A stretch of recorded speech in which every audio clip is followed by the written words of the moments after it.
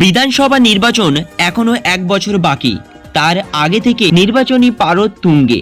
কে জিতবে, কে বাংলায় কতগুলি আসন পাবে, সেই নিয়ে ইতিমধ্যেই শুরু হয়েছে কাদা ছোঁড়াছাড়ি। তবে তারই মাঝে দেবাংশুর তরফ থেকে উঠে এসেছে বড়সড় আপডেট।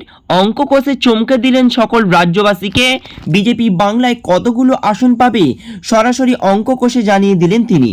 অপরদিকে আবারও ধর্মঘট তথা অবরোধের মাঝে দিলীপ ঘোষ মহিলাদেরকে গালিগালাজ এবং গলা টিপে দেবার হুঙ্কার, যেটিকে কেন্দ্র করে বচসা শুরু হয়। তো চলুন দেখে নেব আজকের দুটি গুরুত্বপূর্ণ আপডেট, যেগুলো একজন পশ্চিমবঙ্গের স্থায়ী বাসিন্দা হিসেবে আপনার জেনে রাখা অত্যন্তই জরুরি। তো চলুন শুরু করা যাক। বলা হচ্ছে বেশি চেঁচাবি না, গলা টিপে দেব।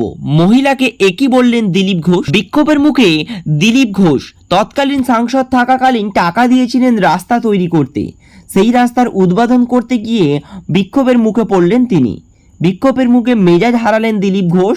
এমনকি বিক্ষুব্ধ মহিলার সঙ্গে বাদানুবাদে জড়াতে দেখা গেল তাকে। অভিযোগ, বিজেপি নেতা বিক্ষোভকারী মহিলার বাবা তুলেও কথা বলেছেন। এক বিক্ষোভকারী মহিলা প্রশ্ন করেন, আপনি বাপ তুলে কেন কথা বলছেন?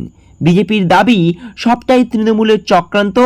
দিলীপও বললেন এরা সব তৃণমূল। শুক্রবার খড়গপুরের 6 নম্বর ওয়ার্ডে ভবানীপুর এলাকায় একটি রাস্তা উদ্বোধনে গিয়েছিলেন দিলীপ ঘোষ। আর সেখানে যা মাত্রই বিক্ষোভের মুখে পড়তে শুরু করেন তিনি, মহিলারা তাদের দেখে বিক্ষোভ দেখাতে শুরু করে। রাস্তা উদ্বোধন না করেই তিনি ফিরে আসেন। বিক্ষুব্ধ মহিলাদের প্রশ্ন ছিল, দিলীপ ঘোষ এখন আর সাংসদ নন, বিধায়কও নন, তাহলে কোন ক্ষমতায় বলে তিনি রাস্তার উদ্বোধন করতে এসেছেন? বিজেপি নেতা দেখেই একাধিক মহিলাকে বিক্ষোভে ফেটে পড়েন তিনি। কেউ কেউ প্রশ্ন করে, যখন রাস্তার সমস্যা ছিল তখন কোথায় ছিল?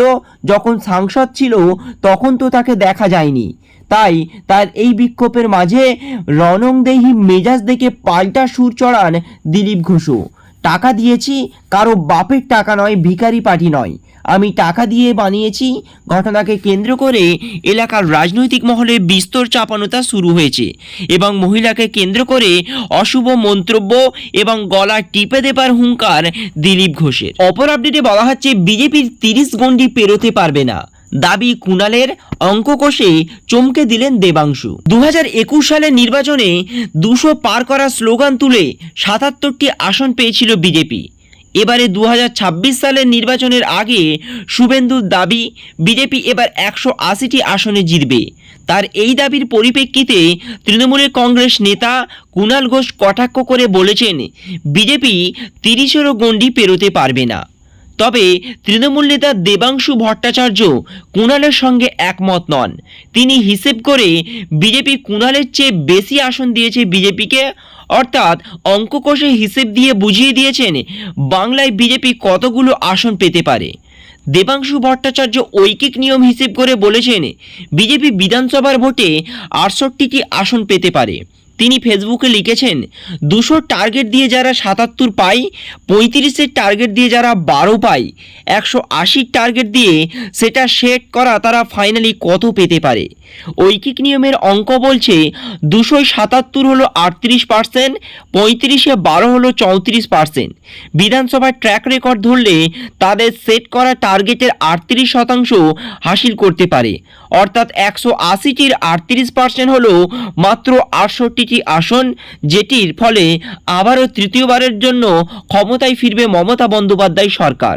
অর্থাৎ ঐকিক নিয়মভাবেই তিনি সরাসরি বিজেপিকে যোগ্য জবাব দিয়ে জানিয়ে দিলেন 68টির বেশি আসন বাংলায় বিজেপি কোনো মতেই পাবে না। আমাদের বিশ্বাস বিরোধী দলের তকমা প্রাপ্তির সম্ভাবনাটাও আপনি একা হাতেই শেষ করবেন। আপনি আমাদের লক্ষ্যে। ঠিক এভাবেই বিরোধী দলনেতা শুভেন্দু অধিকারীকে আক্রমণ করলেন দেবাংশু ভট্টাচার্য।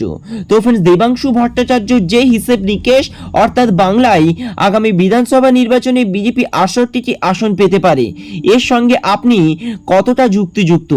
বিজেপি বাংলায় কতটি আসন পাবে বলে আপনার মনে হয়? এ ব্যাপারে আপনার গুরুত্বপূর্ণ মতামতটি অবশ্যই আমাদেরকে কমেন্ট বক্সে লিখে জানাবেন। Thank you friends, thank you for watching.